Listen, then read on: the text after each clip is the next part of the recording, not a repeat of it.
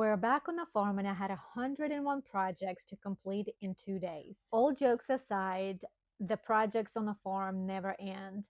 But this particular weekend on my to-do list was to make a lot of snacks for my children to have for the upcoming week when we start our homeschooling. When I asked my kids what kind of muffins they wanted, they all in one voice said morning glory muffins. A little backstory for this recipe: when my husband and I first got married, my husband worked full time and also was attending college and doing ROTC full time. He worked on the weekends at the hospital, third shift, and so in the morning he would occasionally bring me a treat from a cafeteria, and that treat was my favorite muffin. It wasn't your everyday type of muffin like blueberry or lemon or banana nut.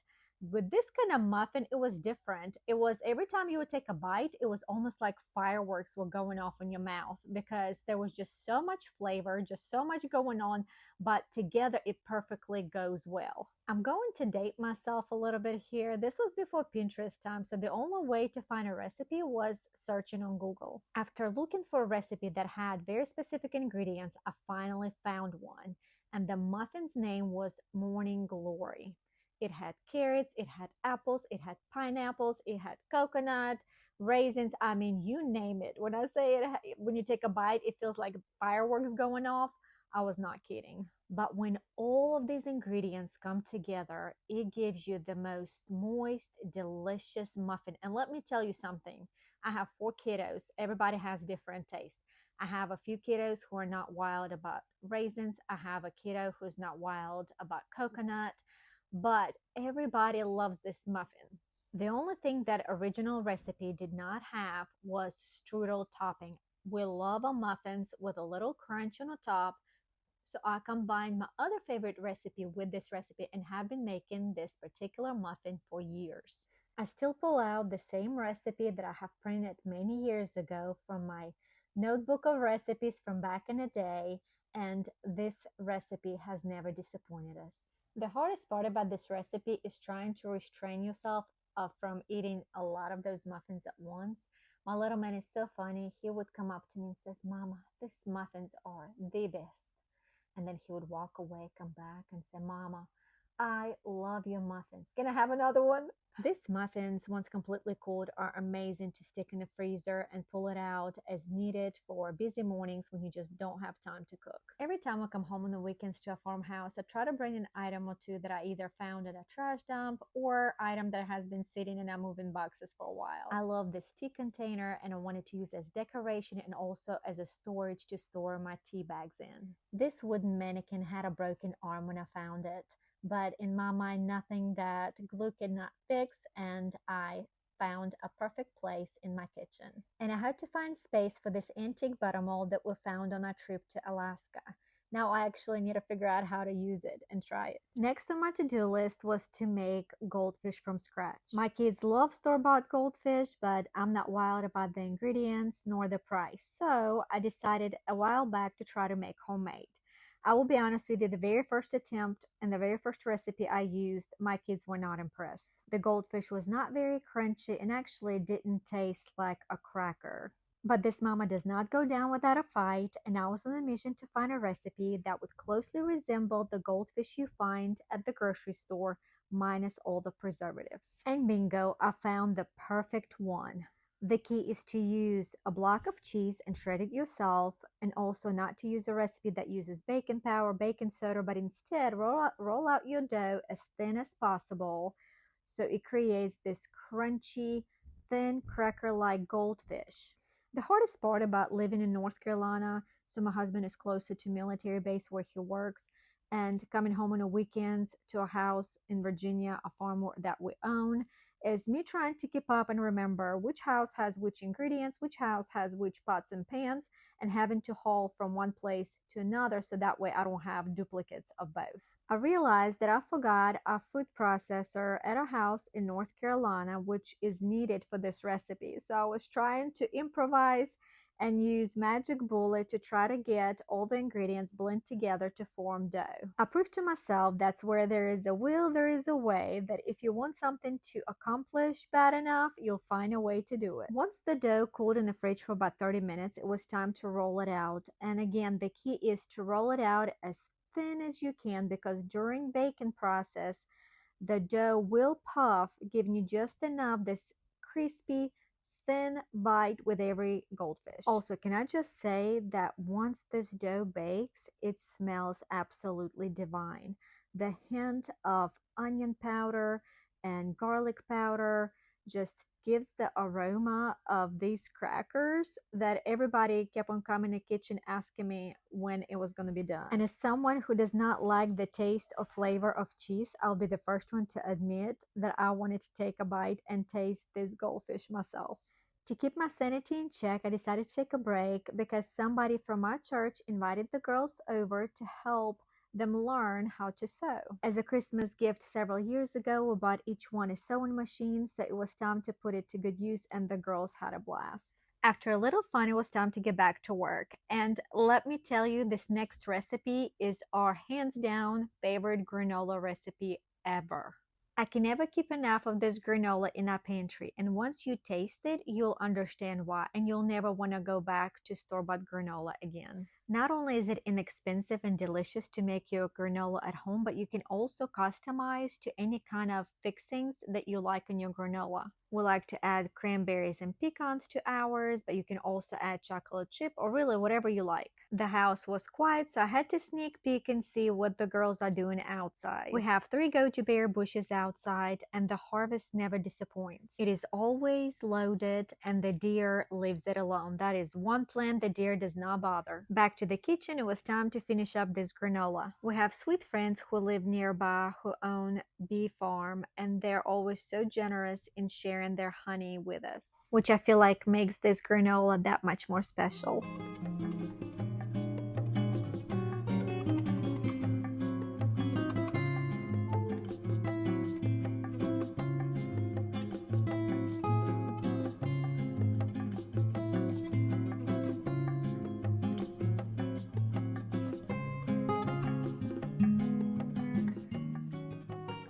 While granola was cooling, girls and I needed to run a quick errand. And when we came back, we saw that somebody have already sampled this granola, and that somebody was our boys.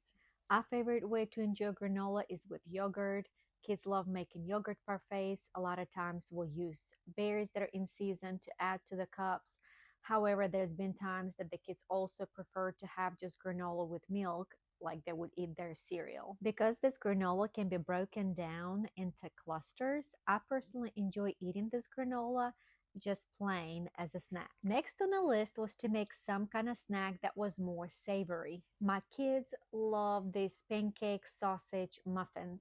Essentially, it's like eating sausage and pancakes in one bite. These muffins are so good to keep in your freezer and enjoy it not only for snack but also for a quick breakfast. When we're trying to get out the door, whether it is to a homeschool co-op or doctor's appointment, it's so good to just grab them, defrost them, warm it up, and enjoy it. Kids absolutely love it. And not only is it delicious, it's also so cost effective. It's so much cheaper than going through a drive-through at a fast food restaurant and buying sausage and biscuit for breakfast.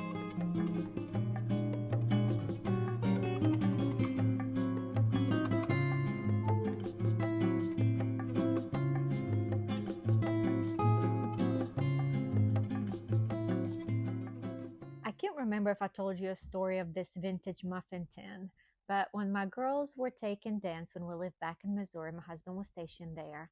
There was another dance mom that I got to know who learned that I love all things vintage. She knew that I also resold some vintage items on Etsy, so she offered me to come to her house, which she just purchased with her husband, and look through all the vintage stuff that the previous owner left behind. I offered to pay for my items. She rejected my offer, so instead I brought her some cookies, and this muffin tin was one of the items that I picked up from her home, and now have greatly enjoyed using it. This weekend I wanted to try a new recipe. You know, it's fun to be a creature of habit and using the recipes that you know your family loves, but I also enjoy trying something new to see if my family enjoys it and I can add to the rotation of the things that I make. I saw this recipe for granola bar. I wasn't sure if my family is gonna love it, but I wanted to give it a shot. It looked delicious. All it had was oats, peanut butter, honey, and whatever fixings you would like. I decided to add only chocolate chips. I usually would have probably added pecans, but not knowing whether my family is gonna love this, I did not want to waste, and I had plenty of chocolate chips on hand that I picked up on clearance, so I wouldn't feel quite as sad giving this to chickens if my family absolutely hated this recipe. The original recipe, in my opinion, called out for a lot of sweetness in this granola bar. We have sweetness coming from peanut butter, from honey, from brown sugar, so I decided to cut back drastically. I did not use any of the brown sugar that it called for, and I also reduced my honey to about only 1/4. And since it also had chocolate chips, I knew it would be plenty sweet.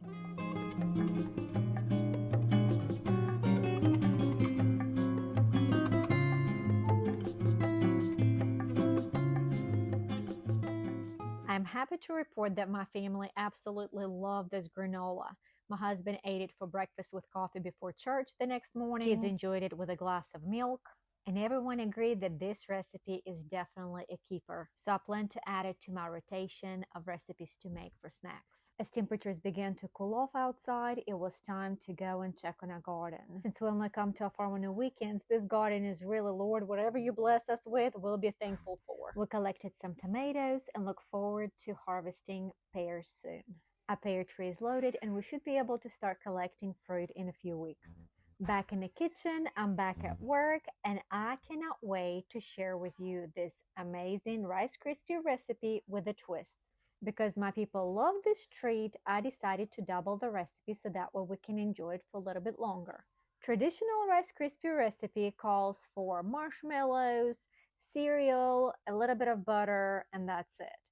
Now this recipe uses the same ingredients, but the secret ingredients is condensed milk. And I promise you, if you will add condensed milk to your Rice Krispie recipe, you will not regret it. Also, this recipe uses a little bit more butter than your traditional recipe, and it uses brown butter instead of just regular melted butter. Can I give you just a little bit of a warning? Once you taste this recipe, you will never want to go back to store-bought Rice Krispie treats again.